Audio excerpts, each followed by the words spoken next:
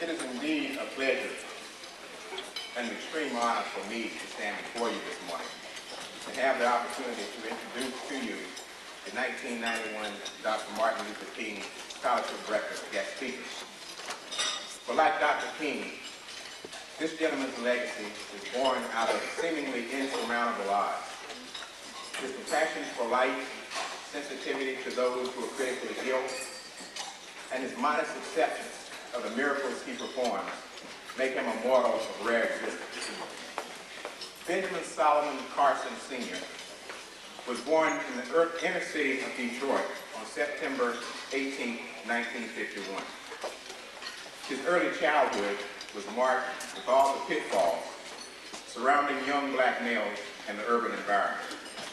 A lack of personal motivation, ranking at the bottom of his 5th grade class, and a pathological temper threatened to doom him to the usual lifetime of insignificance of the ghetto. Early in life, miracles started to happen in Benjamin's life. The first of these blessings was that he was born to a hard-working, goal-oriented mother with an extreme vision of the talent and potential that lay within Ben's frail frame.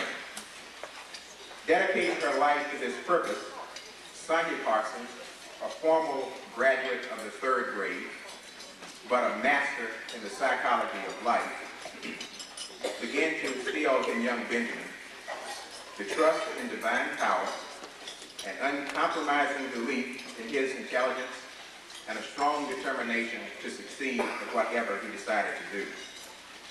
This motherly direction raised Benjamin from the bottom of that 5th grade class to the top student in his high school, and eventually earned him a full scholarship to Yale University.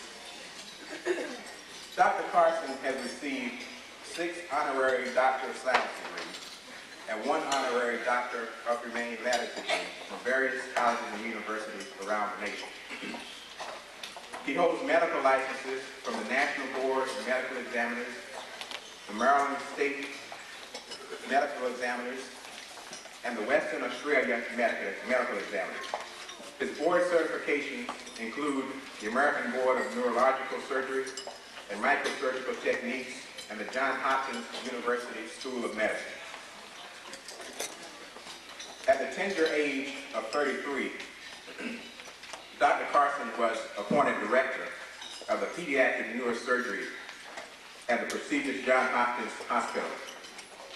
Throughout his medical career, he has excelled in the delicate surgical proficiency that has made him an international pioneer in life-saving. In 1987, he again achieved medical history by leading the surgical team that separated the Bender Siamese twins, an achievement that has been proclaimed a medical miracle. To give you an indication of the personal fiber of this individual, as Dr. Richardson mentioned earlier, he has gotten out of his sick bed. He has a severe case of pneumonia. However, his commitment to address this audience this morning led him to fulfill it. Would you please join me in welcoming that ghetto kid from Detroit, a man who lives to help other people live, a modern-day miracle worker, without a doubt, the best doctor in the world, Dr. Benjamin M.L.K.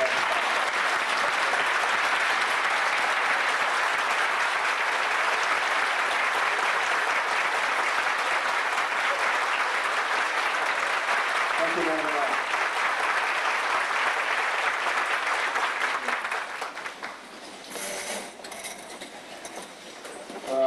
I hope no one's worried about my health.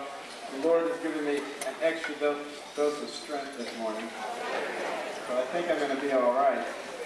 I want to congratulate those individuals who put this program together. I speak at a lot of different occasions, and this one was really quite well organized, and I think you should be congratulated on that. Now,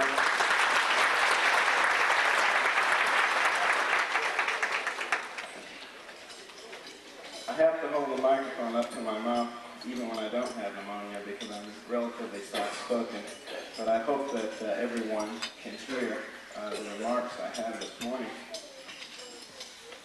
I think this is an especially important occasion because we're talking about education.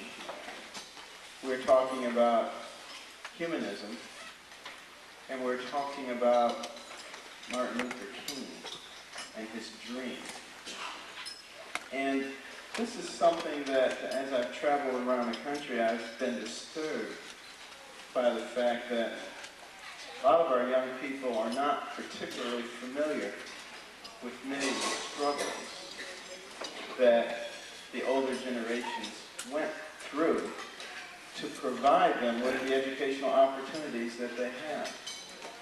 It's a sad thing that we have young men running around the streets killing each other, selling drugs, and not taking advantage of those opportunities that their forefathers shed their blood in the street to provide.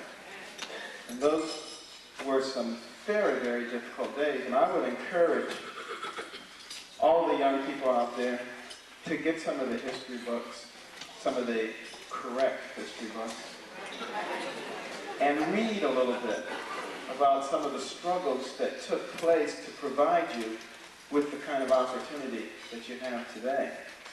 You know, I emphasize correctness of history because, you know, this is one of the factors involved in the dire straits we find ourselves in today.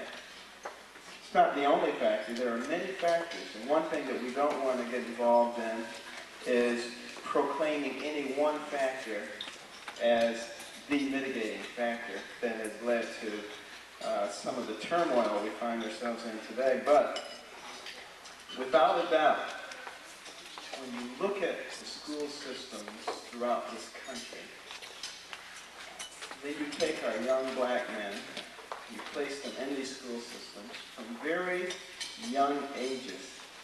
As they start reading the history books and all the other books, when it comes to people who've done good things and great things, all they see are white faces. They don't see any black faces.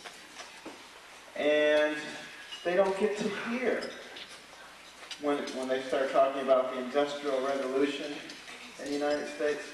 Nobody talks in the history books about Andrew Beard, who invented the automatic railroad car coupler, which helped spur on the Industrial Revolution.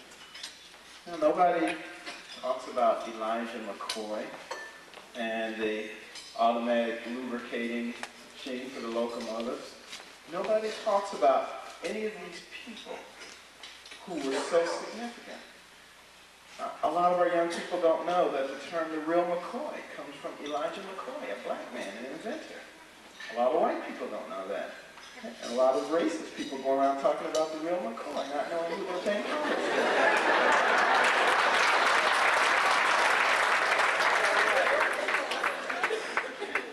And so now, think about this though.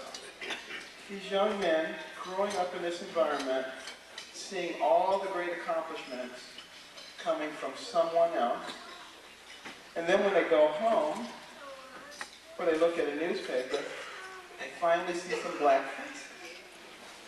But those black faces are playing basketball. Those black faces are playing football. Or those black faces are on the front page for having killed somebody, or selling drugs. Or when they turn on the 6 o'clock news, the police are dragging those black faces away to jail. Is it any small wonder, really, when we stop and think about it, that they don't imagine themselves as nuclear scientists, that they don't imagine themselves as neurosurgeons and lawyers and educators? They imagine themselves, at best, as a basketball player. I mean, they look at those salaries, those 7-figure salaries, and they say, you know, I can do that.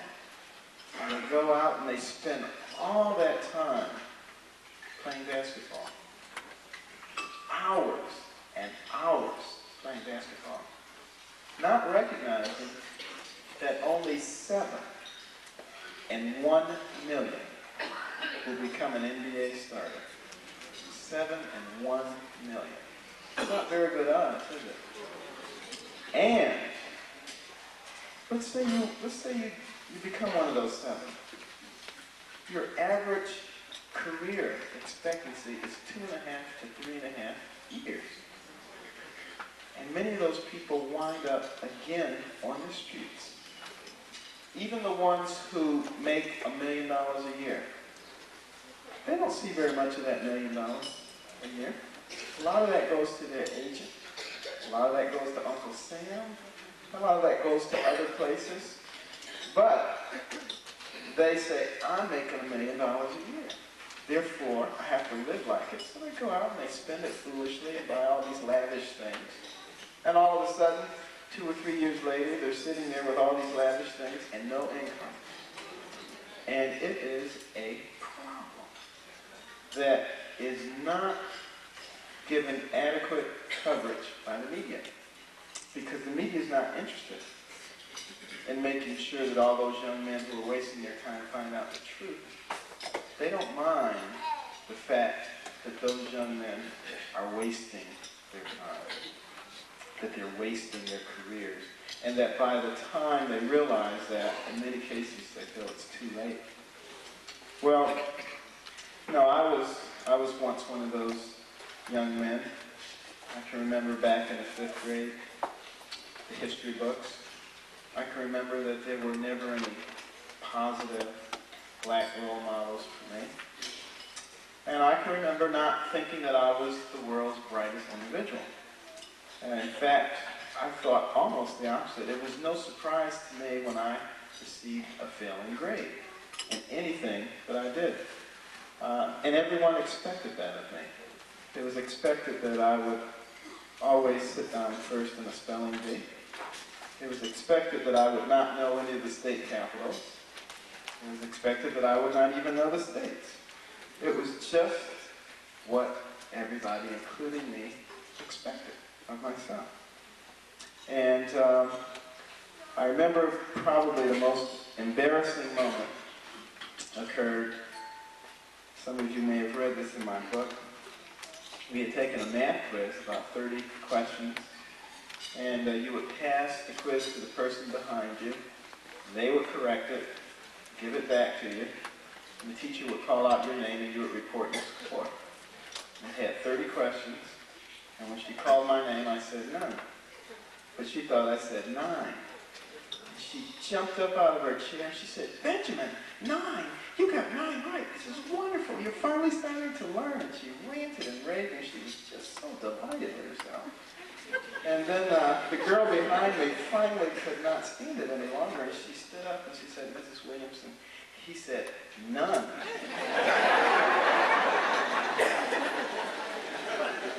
Well, of course, she sat down, red-faced, quite embarrassed. But you know, she wasn't as embarrassed as I was, as the whole class was laughing hysterically. You know, if I could have at that time, I would have just melted and sort of flowed through one of the cracks on the floor and disappeared and never been heard from again. If I had the power to do that, I would have done it. But I didn't. So I had to just act like it didn't bother me. But it did bother me. It bothered me being known as a dummy because I didn't like that. But I tried to put on this face. Well, it bothered one person even more than it bothered me. It bothered my mother. So she felt that something had to be done about this. My brother wasn't doing well either. You know, we were the kind of people, my brother and I, we loved to watch television. And we loved to play games. And to us, this was what was important in life. And while this was going on, my mother was out working 2 and 3 jobs at a time, trying to make ends meet.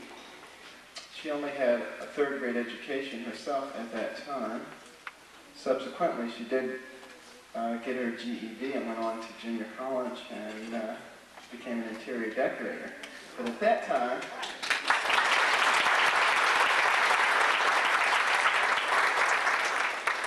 time, she did not have much in the way of formal education. But she had something that was a lot more important than a PhD. She had faith in God. And she had wisdom. And she asked God what to do. She prayed about it. And felt inspired to turn off the TV set. To allow us to watch only 2 or 3 TV programs during the week.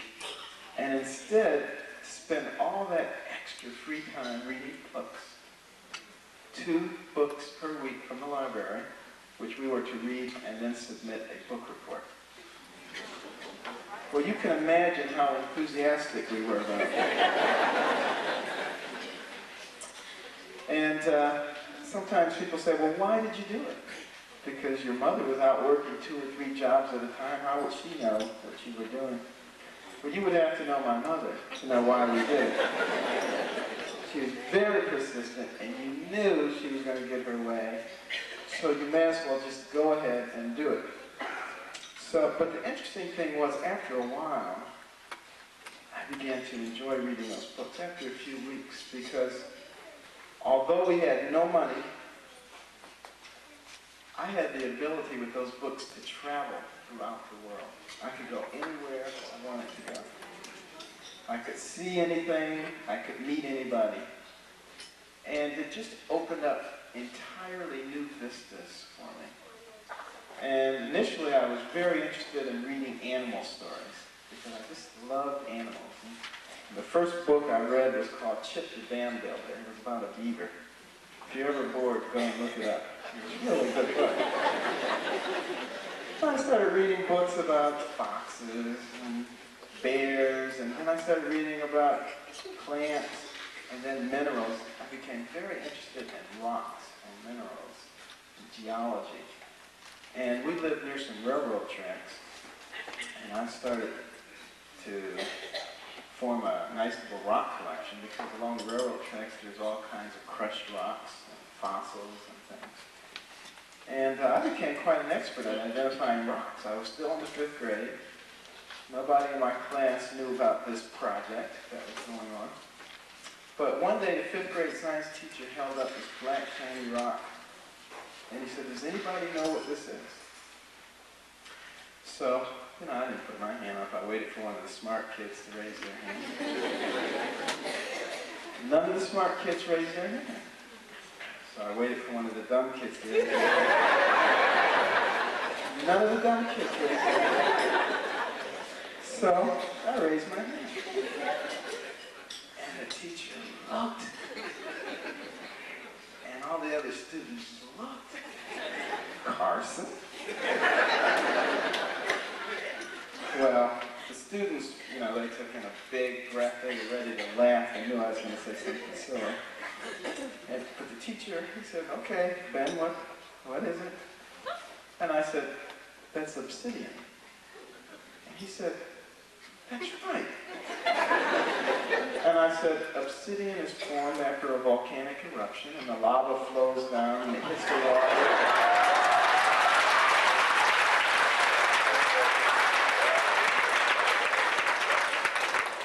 Explained to him the supercooling phenomenon, how the air pockets were forced out of the rock. And he was just flabbergasted. And as I was going through this explanation, my classmates were just, their mouths were hanging open. But, I noticed in their eyes something that I had never seen before. A look of admiration instead of a look of disdain. They were just flabbergasted. But I was probably the most surprised person in the room. And I sat there and I said to myself, Benjamin, the reason you knew the answer is because you've been reading books. And I said, could it be that you're not so dumb after all? And from that moment on, I could not get my hands on enough books to read. Because I figured if I could do that in geology, I could do that in geography, I I could do that in civics. I could do that in history. I could do that in math. I could do that in anything that I wanted to. And within the space of a year and a half, I'd gone from the bottom of the class to the top of the class. And as I mentioned also in the book, one of the most delightful days came when I went up to a fellow who used to be the smartest kid in the class. And I said, "Steve, how'd you do on that exam?" And he poked out his chest. He said, "Oh, I got a 91. And I said, "Well, that's too bad. I got 100. And I said, "Next time if you need help, let me know." But I was having a grand old time at that point. But you know, if you stop and you think about it a little bit, I didn't have a brain transplant. I had the same brain when I was at the top of the class that I had when I was at the bottom of the class. You know, the only thing that was different, there was a reorientation. A reorientation. I had begun to read, and my mother was always telling my brother and I that we could do anything. She would say, "See that man over there who has accomplished this great thing?" She says, "You can do the same thing with one exception. You can do it better." She always said that no matter what was going on. She'd pick up a book and she said, "What edition is that book?" I said, "The 3rd edition." She says, "That means it had to be revised 3 times. They found things wrong with it or they had to add things to it." She says, "You should write the 4th edition." She was always saying things like that. And pretty soon, you know, we began to believe that we were smart. We were very smart. That we could do anything. And you know, that's one of the messages that we have got to get across to our young people. You see, because society, for generations, has programmed the system to teach those young black males in particular that intellectual prowess was for someone else, that athletic prowess was for them, or that entertainment was for them, or that crime was for them. And this is absolutely not true. If you take those young men who stay out all hours of the evening playing basketball in Baltimore, and you could get them to study nuclear physics for half the time that they play basketball. You know, in another generation or two, people would be saying, "How come all the nuclear physicists are black?" You know, they must have some special...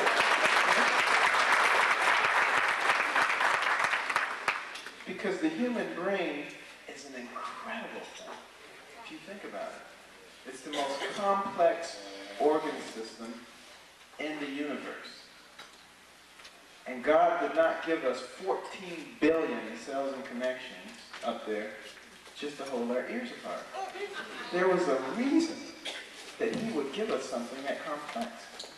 How many people remember what they just had for breakfast? Quite a few. There are a few with live active brains. But the reason I asked that question is to give you an example. There were some hands that shot up right away. What was required to do that? Think about it. First of all, the sound waves had to travel through the air into your external auditory canal, impinge upon the tympanic membranes, set up vibratory forces that were transmitted across the ossicles into the middle ear to impinge upon the oval and round windows to cause vibrations in the endolymph, which would then bend the little tiny follicles of hair in the inner ear, which would transmit the mechanical energy to electrical energy across the cochlear nerve into the brainstem, where you would have bilateral connections across and extending up into the medial geniculate nuclei, and then across there into the thalamus and into the posterior temporal lobes. then through the tract of Victor Jour, down the mammillothalamic tract into the mammillary bodies across the hippocampus to retrieve the memory.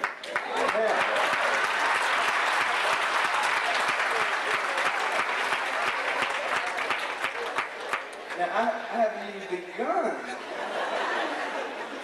to talk about the motor response, the transfer of the function to the frontal lobes and into Broca's area and back across to the Bett cells in the frontal parietal region, down the pyramidal tracts, across the cerebral peduncle into the brainstem, down into the cervical spinal cord, to the lower motor neuron, cross and out into the peripheral nerve fibers to the muscles so that you could raise your hand.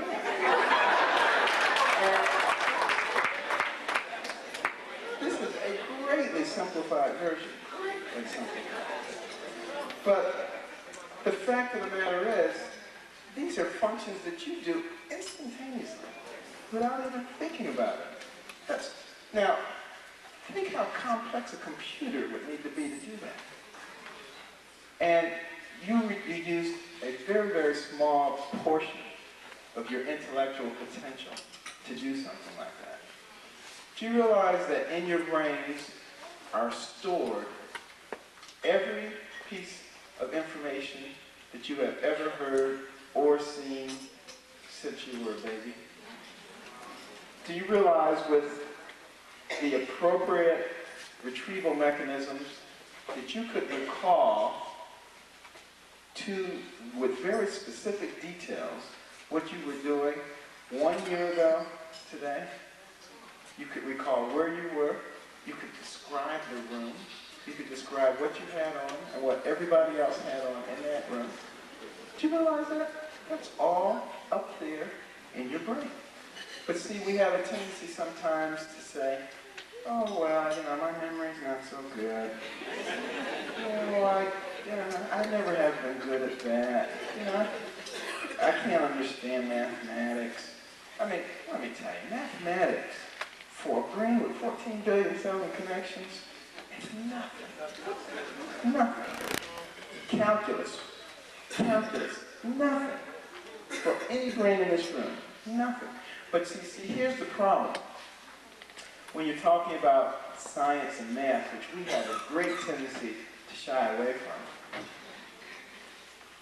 these are very, very structured disciplines.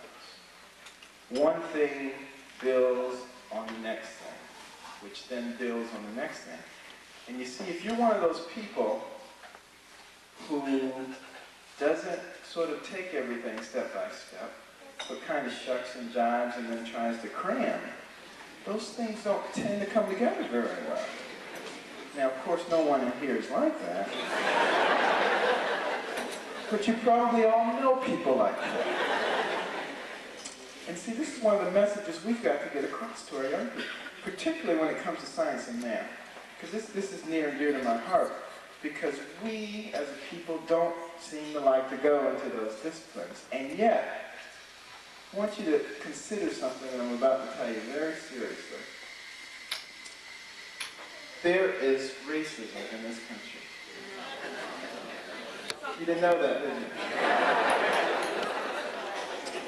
There is prejudice in this country.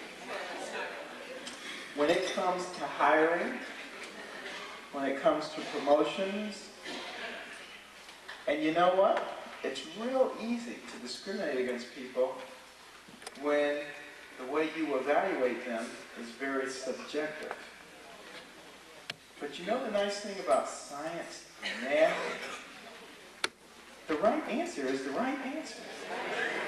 And somebody can't sit around and say, well, no, I don't think that that's the right answer.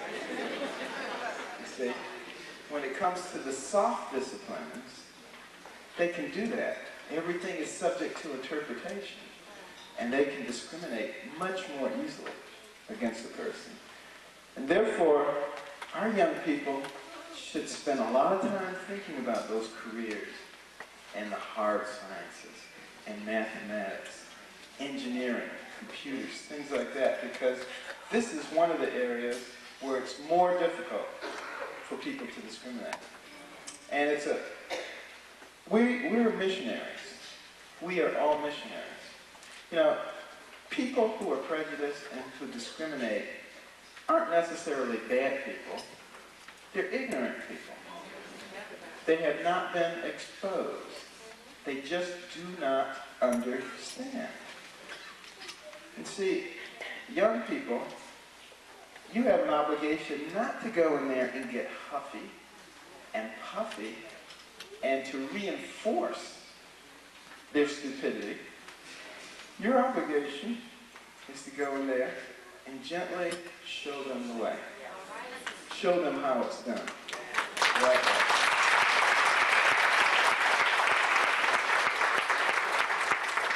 That was the method that was employed by Jesus Christ. This was the method that was employed by Martin Luther King. And this is the method that we need to start thinking about today as we look at the decay around us, as we look at what's happening to our communities, the destruction. The young people who say, it doesn't matter if I get an education because they're not going to give me a job anyway. They're not going to give me a good job anyway. Well, I guarantee you, if you don't get the education, you're not going to get the job. You may at least have a chance with the job. And remember another thing. My mother told me when I was a youngster, if you walk into an auditorium full of racist, bigoted white people, she says, don't worry about it. She says, you don't have a problem, they have a problem. Because see, you can walk in there and you can sit down anywhere you want to. Let them get the ulcers while they sit there and worry about what you're going to sit next to them. Let them get the ulcer. You go about your business. You go about and develop the 14 billion cells and connections. And then put your hand in the hand of the Lord, and nobody can stop you.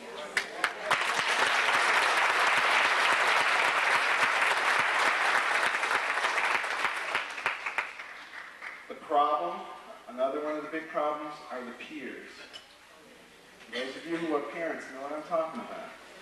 Those peers seem to have an insurmountable grip upon the minds of our young people, telling them that they must wear certain clothes, and they must go to certain places and be seen with certain people, and do certain things.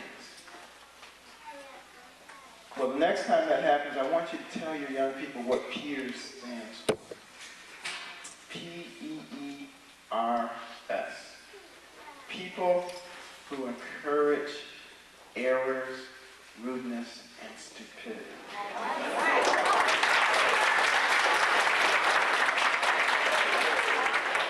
These are not the people that they need to be listening to. These people cannot even control their own minds, so how are they going to control anyone else's mind? But one of the ways that you can help them to get over the peer situation is to develop their own self-esteem. They've got to develop a positive self-image. And this has got to be done on a community-wide basis. This is not something that we can wait for from the federal government, or from the state government, or from the city government. These governmental agencies are having trouble governing themselves. The federal government can't even pass a reasonable budget. So how are they going to solve these significant problems in the community? We have to get together on a community-wide level and hold the feet of the school officials to the fire. What we have to do is we have to go in as parents to these schools and say, we want you to emphasize intellectual accomplishments over sports. You know why I say that? I speak in a lot of schools. And a lot of times when I go into the inner city schools, I look down the hallways and I see these vast displays of sports trophies. And I keep looking and I say, where's the honor roll? And I say, where's the science display for the science fair? And where's the list of National Honor Society inductees? And I can't find it. All I see is these trophies all over the place. We cannot buy into what the media has proclaimed for us as our salvation. They have proclaimed for the black community our salvation to do sports entertainment. It's a bunch of hogwash. We're just as smart as anybody else. I don't want to say smarter, but certainly as smart, and can do anything that anybody else can do on an intellectual basis. We need to make sure that our schools are emphasizing that. We've got to make sure that our schools are bringing in to talk to our students those people who have escaped that environment and gone out to their nice homes and wherever, and driving their nice cars and going on their nice vacations, who have achieved the, quote, American dream, unquote, who are black, but who you never see in the media. Media doesn't talk about people like that. And those young kids don't know that people like that exist. And they don't get to hear their side of the story. They don't get to hear those people telling what it took for them to escape that environment. We've got a battle on our hands, and unless we seize control of it on a community-wide basis, it's going to continue to be a lost battle. And let me end by saying there's a personal philosophy that I espouse called think big. And if our young people remember to think big, they will be successful. If our old people remember to think big, they'll be successful. If anybody thinks big, they'll be successful. Because what do those letters mean? T is for talent, which God has given to each one of us. The ability to use our intellect. Not just singing or playing a flute or a saxophone or throwing a football or shooting a basketball. Those are talents, and they're wonderful, and I don't begrudge anybody who has them. But I just want you to know you've also got intellectual talent, and plenty of it. You need to start thinking about that and developing it, and then choosing a career in your area of intellectual talent. The H is for honesty. Because if you lead a clean and honest life, you don't have to worry about those skeletons in the closet coming back at the most inappropriate times. You can ask Richard Nixon about that. Or Jim Baker, Jimmy Swaggart. A lot of people can tell you about those skeletons in the closet. Just don't put them in there, and they won't come out. The I is for insight. And insight comes from listening to people who have already gone where you're trying to go. It doesn't come from listening to peers. It comes from listening to parents. It comes from listening to your educators, the clean people in your church.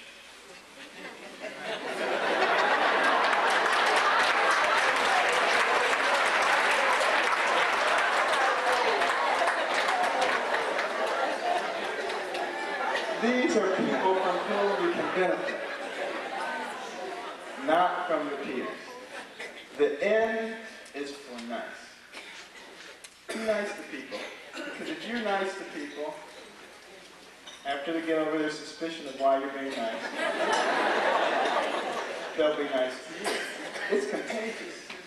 And you can get a lot more done when you're nice. No question about it. The K is for knowledge. If you have the appropriate knowledge, you make yourself very, very valuable. When I first joined the faculty at Hopkins, a very prominent black physician came to me and said, "You really should not be working there." He said, "That institution is steeped in racism, and nobody will send you any patients, and your family will starve and you'll waste your talents." It's not true. It's not true. You know why? Because the knowledge was there. The knowledge which made me valuable, which came through very quickly. And guess what? There are a couple of things that people don't like to mess around with. Their money and their health. And people like to get the best when it comes to their money and their health. And it doesn't matter what you look like. If you can provide that, they will be the path to your door.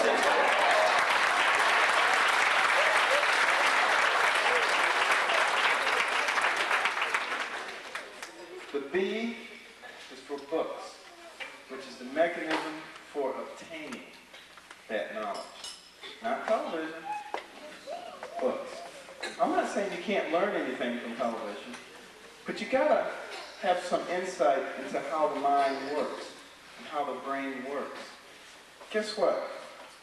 When you pick up a book and you start looking at that page, you have to take those letters and make them into words. You have to take those words and make them into sentences.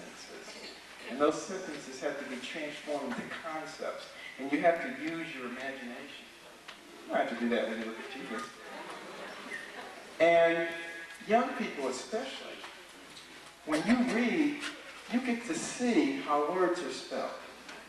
You get to see how punctuation is done. You get to understand what things should be capitalized and what things should not be. You learn English. You don't learn it from television. And that's why we're becoming more and more illiterate. You know, we know a lot. You can go out and pick some of these young people and they can run down for you the TV schedule. They can tell you what comes on at every hour and every day. They can tell you about Michael Jackson, where he lives and his favorite animals. They can tell you about some of these popular singing groups. But don't ask them the capital of the state of Missouri. They won't know. They won't know the capital of the state of Maryland. They can't even spell an atlas. I mean, think about this. We're talking about high school kids. We're talking in some cases about college kids. Sometimes they come in with nice GPAs and they don't know anything because of the inflation in the grading system.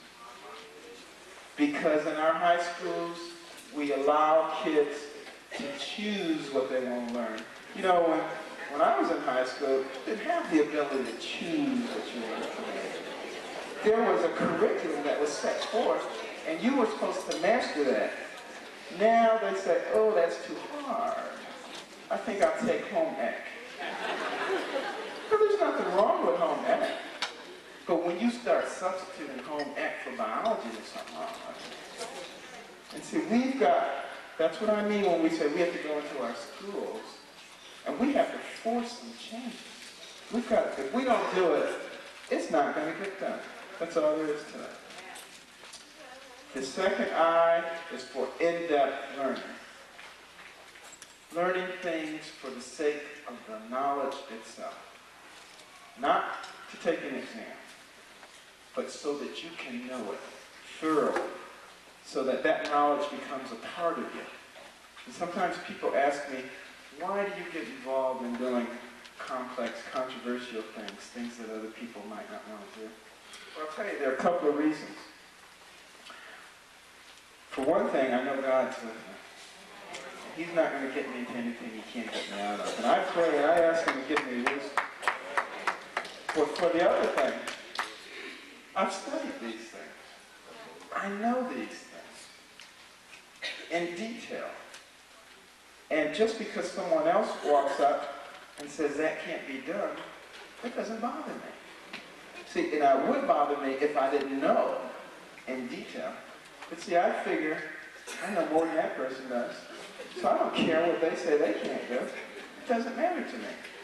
That's what I'm talking about when I'm talking about in-depth knowledge. Doesn't mean that you become smart aleck, but it does mean that you have confidence in your ability, and you have confidence in God. And finally, the G is for God. You know, when you say you pledge allegiance to the flag of the United States of America, it says we're one nation under God. But this nation has forgotten about God. You know, when we just sang the Black National Anthem, it talks about true to our God. But you know, that's the source of our strength. It has been the source of our strength for generations. And we cannot walk away from it now. We've got to remember that God is a tremendous source of strength, a tremendous source of wisdom. He doesn't force himself on us, though. We've got to come back to him. We've got to do what he says. And let me tell you, if you use those 14 billion cells and connections, and you have him guiding what you do, there is absolutely nothing that can't be done. Thank you very much.